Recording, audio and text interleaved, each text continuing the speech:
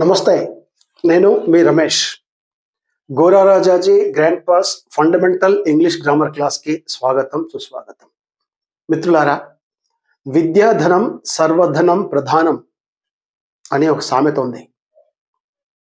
విద్య ఈ ధనాన్ని ఎవరు దొంగిలించరు, ఇది దానం చేసినా తరిగిపోదు. సో ఫ్రెండ్స్, అలాంటి ఈ ఛానల్, ఈ క్లాసు విద్యకు సంబంధించింది. దయచేసి ఈ ఛానల్ని, ఈ క్లాస్ని పూర్తిగా చూడండి. ఎందుకంటే ఈ క్లాస్ మీకు కానీ, మీ కుటుంబ సభ్యులకు కానీ, మీ మిత్రులకు కానీ, బంధువులకు కానీ ఎవరికైనా ఒకరికి తప్పకుండా ఉపయోగపడుతుంది. ఎందుకంటే ఇది ఆంగ్ల గ్రామరు. స్కూల్ పిల్లలు, కాలేజ్ పిల్లలు, అలాగే పోటీ పరీక్షలు రాసే అభ్యర్థుల కొరకు కూడా ఈ క్లాస్ చాలా ఇంపార్టెంట్. అందుకనే పూర్తిగా చూడండి, లైక్ చేయండి, షేర్ చేయండి, సబ్స్క్రైబ్ చేయండి. సో ఫ్రెండ్స్, మనం నేరుగా సబ్జెక్ట్లోకి వెళ్దాం. ఇంతకు మొదలు మనము ఇంగ్లీష్ గ్రామర్ యొక్క డెఫినేషన్స్, ఎందుకంటే చాలా మందికి భయం వస్తుంది ఇంగ్లీష్ గ్రామర్ అంటే, కానీ సులభమైన రీతిలో ఆంగ్ల గ్రామర్, ఆంగ్ల వ్యాకరణం ఎంత సులభంగా ఉంటుందో అది మనము ఇంతకు ముందు క్లాస్ నేర్చుకున్నాం. సో ఫ్రెండ్స్, ఇప్పుడు మనము ఆంగ్ల వ్యాకరణంలో మొదటి ఏదైతే లెసన్ ఉందో అది పార్ట్స్ ఆఫ్ స్పీచ్, భాషా భాగములు. వీటి గురించి ఈరోజు నేర్చుకుందాం మనం. ఫ్రెండ్స్, ఆంగ్ల భాషలో 8 పార్ట్స్ ఆఫ్ స్పీచ్, భాషా భాగాలు ఉన్నాయి. There are 8 parts of speech. There are 8 parts of speech. ఆంగ్లంలో ఎన్ని ఉన్నాయి భాషా భాగాలు? 8. అవేంటివి చూద్దామమ్మా. నౌన్, నామవాచకం అంటే పేరు. ప్రొనౌన్, సర్వనామము రెండవది. మూడవది అడ్జెక్టివ్, విశేషణము. నాలుగవది వర్బ్, క్రియ.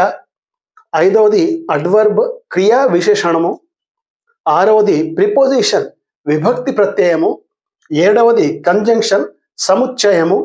ఎనిమిదవది ఇంటర్జెక్షన్, ఆశ్చర్యార్థకము.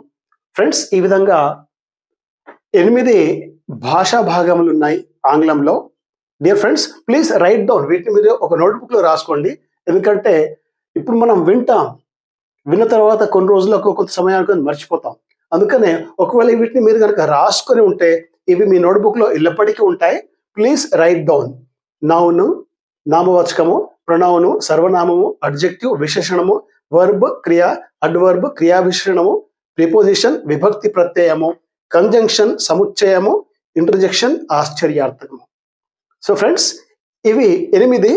ఇప్పుడు మనం ఒక్కొక్క దాని గురించి, నౌన్ అంటే ఏమిటి, ప్రొనౌన్ అంటే ఏమిటి, ఈ విధంగా ఒక్కో టాపిక్ గురించి డీటెయిల్గా చదువుదాం. నెక్స్ట్ నౌన్ చూద్దామమ్మా. నౌన్, నామవాచకము. డెఫినేషన్ చూద్దామమ్మా. నౌన్కి ఏం డెఫినేషన్ ఇచ్చారో. A noun is a word which shows or tells the name of a person, place or thing. వ్యక్తి, వస్తువు లేదా స్థలం పేరును సూచించే పదమును నామవాచకం అంటారు. See, noun is a word. Noun అంటే ఒక వ్యక్తి పేరుడు కానీ, వ్యక్తి అంటే పర్సన్స్, మనం అన్నమాట, మన పేర్లు. లేకపోతే ప్లేస్, స్థలము. ఏ స్థలం పేరున సూచించే పదాన్ని నౌన్ అంటారు. అలాగే థింగ్స్, వస్తువులు.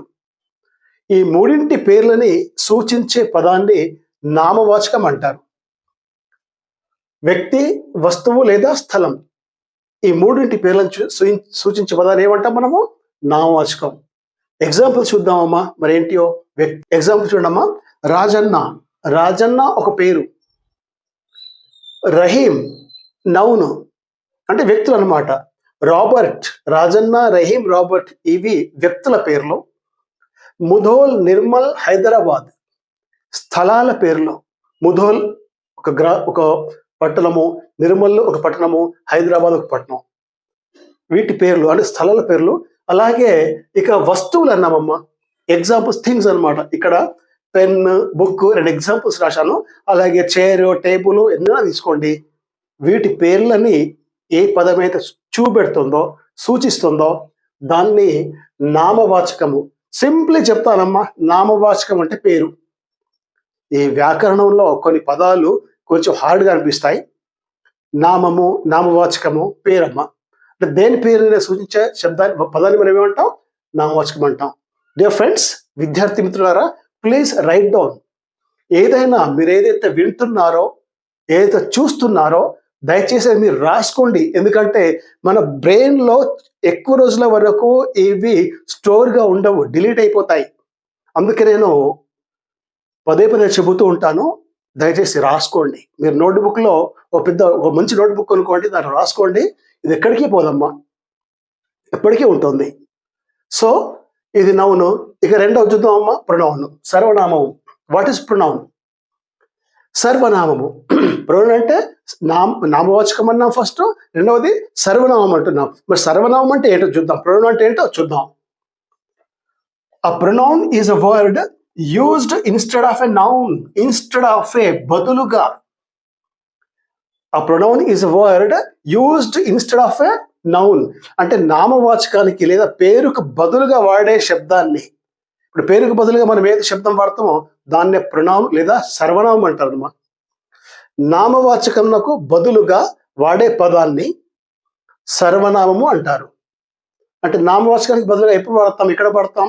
ఎగ్జాంపుల్స్ ముందు చూద్దాం. మళ్ళీ నేను ఎగ్జాంపుల్ చెప్తాను ఒకటి. హీ, షీ, ఇట్, దే, ఇవి కొన్ని సర్వనామాలు అనమాట. ఎగ్జాంపుల్స్. హీ అతను, షీ ఆమె, ఇట్ ఇది, దే వారు, ఇవి సర్వనామాలమ్మా. He, she, it, they. అయితే వీటిని పేర్ల ప్లేస్లో పేర్లకు బదులుగా ఎందుకు వాడతాం? ఎందుకంటే భాషకు ఒక సౌందర్యం ఉందమ్మా. మనం భాష మాట్లాడేటప్పుడు ప్రతిసారి పేరుని రిపీట్ చేయము, మళ్ళీ మళ్ళీ పేరుకు చెప్పమన్నమాట. అటువంటప్పుడు పేరుకు బదులుగా అతను, ఆమె, ఇది, వారు అలా మనము ఉపయోగిస్తాము. సో భాష సౌందర్యం పెంచడానికి. సో ఇక్కడ చూడండి అమ్మా, Kapil is a student. Example రాశాక Kapil is a student, he goes to school. Kapil ఒక విద్యార్థి, అతను బడికి వెళ్తాడు. Suppose Kapil is a student, మళ్ళీ ఇక్కడ కపిల్ రాశాం అనుకోండి హీకి బదులుగా. అప్పుడు మళ్ళీ మళ్ళీ రిపీట్ చేస్తే ఏదో భాషలో సౌందర్యం లోపించినట్లు అనిపిస్తుంది. అందుకే సర్వనామాల్ని ఉపయోగిస్తాం అనమాట. అలాగే Shilpa is a girl. Shilpa is a girl, she సర్వనామం ఇక్కడ. She plays international cricket. Shilpa ఒక అమ్మాయి, ఆమె ఇంటర్నేషనల్ క్రికెట్ ఆడుతుంది. ఇక్కడ షీ అన్నమాట. సపోజ్ నేను అనుకోండి Shilpa is a girl, Shilpa plays international cricket ఇలాగంటే కొంచెం అంత ఇదిగా ఉండదు. అందుకని ఇక్కడ మనము సర్వనామాలు యూజ్ చేస్తున్నమాట. భాష యొక్క సౌందర్యాన్ని పెంచడానికి సర్వనామాలు చాలా ఉపయోగపడతాయి, వాటిని యూజ్ చేస్తాం మనం. సో ఈ విధంగా నౌను ప్రొనౌను. ఇక థర్డ్ వచ్చిందమ్మా అడ్జెక్టివ్. చూద్దాం ఇప్పుడు. అడ్జెక్టివ్. అడ్జెక్టివ్ విశేషణము. చూద్దాం విశేషణం అంటే ఏంటో. డెఫినేషన్ చూడమ్మా. An adjective is a word that describes the noun. Noun pronoun కూడా అమ్మా. ఇక్కడ pronoun రాయలేదు నేను, కాకపోతే pronoun కూడా. An adjective is a word that describes the noun or pronoun. నామవాచకమునకు లేదా సర్వనామమునకు వర్ణించు శబ్దం ఏదైతే ఉంటుందో, వర్ణించు పదం ఏదైతే ఉంటుందో దాన్ని విశేషణము అంటాం. నామవాచకము మరియు సర్వనామము ఈ రెంటిని వర్ణిస్తుందన్నమాట. An adjective is a word that describes a noun or a pronoun. నామవాచకమును మరియు సర్వనామమును వర్ణించు పదాన్ని విశేషణము అంటాం. అంటే రెంటిని వర్ణిస్తుంది అనమాట అది. ఎగ్జాంపుల్ చూద్దాం ఇక్కడ. Example big, small, tall, beautiful, handsome, good, bad etcetera. అంటే విశేషణం అంటే ఈ నౌన్ని వర్ణించేటి. అంటే బిగ్ పెద్దది, స్మాల్ చిన్నది, టాల్ ఎత్తుగా, బ్యూటిఫుల్ అందంగా, హ్యాండ్సమ్ అందంగా, గుడ్ మంచిది, బ్యాడ్ చెడుది. ఈ గుణాలని చెప్పే పదాలు ఏవైతే ఉంటాయో ఇవి నౌన్ని వర్ణిస్తూ ఉంటాయి. వాటిని మనము అడ్జెక్టివ్స్ లేదా విశేషణాలు అంటాం అన్నమాట గ్రామర్లో.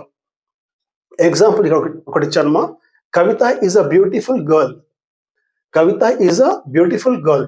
ఇక్కడ బ్యూటిఫుల్ అనే పదం ఏదవుతుందో అది విశేషణము. అది కవిత అనే అమ్మాయిని వర్ణిస్తుంది.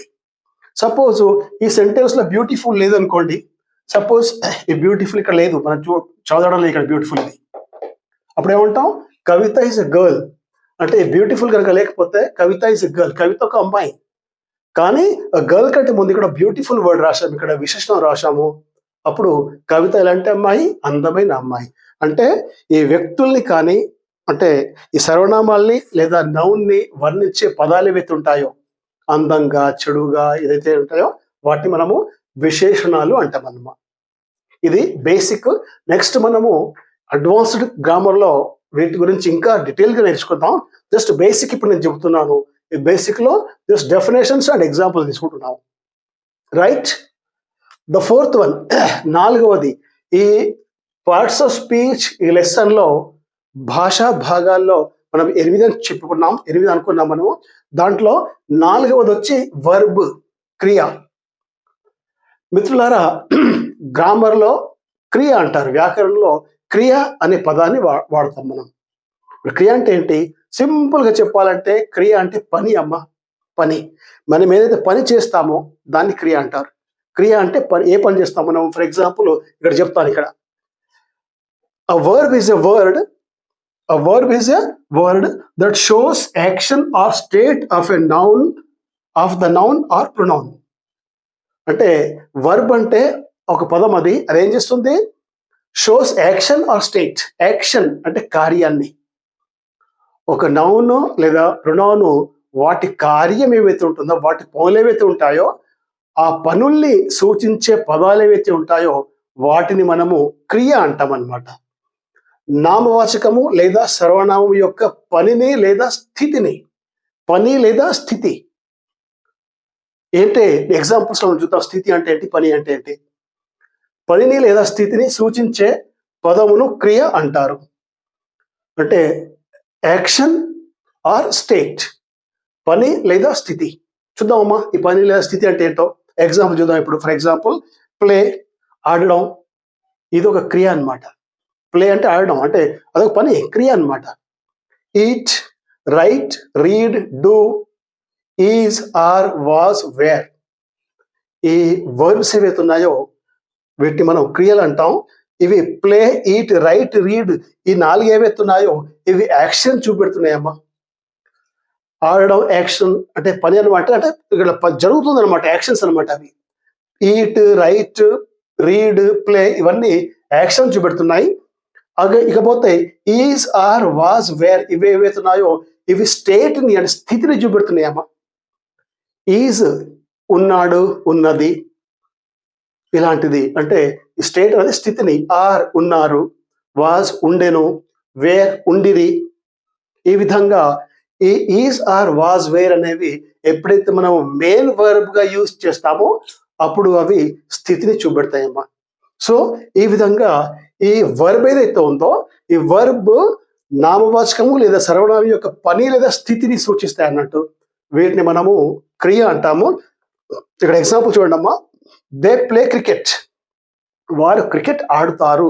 ఇక్కడ ప్లే అనే వర్డ్ క్రియ, వర్బ్. అలాగే సెకండ్ దాంట్లో నేచర్ ఈజ్ బ్యూటిఫుల్, ఇక్కడ ఏం రాసామమ్మా? Nature is beautiful. ఇక్కడ ఈజ్ వర్బ్ అమ్మా. ప్రకృతి అందంగా ఉంది. నేచర్ ఈజ్ బ్యూటిఫుల్ అంటే ఇక్కడ నేచర్ ఎప్పుడైతే మనం యూజ్ చేస్తామో అప్పుడు ఇక్కడ ఈజ్ అనే స్థితి అన్నమాట. ఇక్కడ ఏం సూచిస్తుంది? ఇక్కడ స్థితిని సూచిస్తుంది.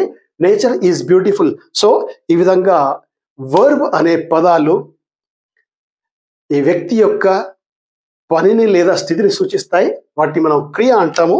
సో ఈ విధంగా ఇంతవరకు నౌన్, ప్రొనౌన్, అడ్జెక్టివ్, వర్బ్ ఈ 4 అయ్యామా. నెక్స్ట్ వీడియోలో మనము ఈ వర్బ్ తర్వాత adverb, preposition, conjunction and interjection మిగతా 4 మనము నెక్స్ట్ క్లాస్లో చూద్దాము. అంతవరకు take care, all the best.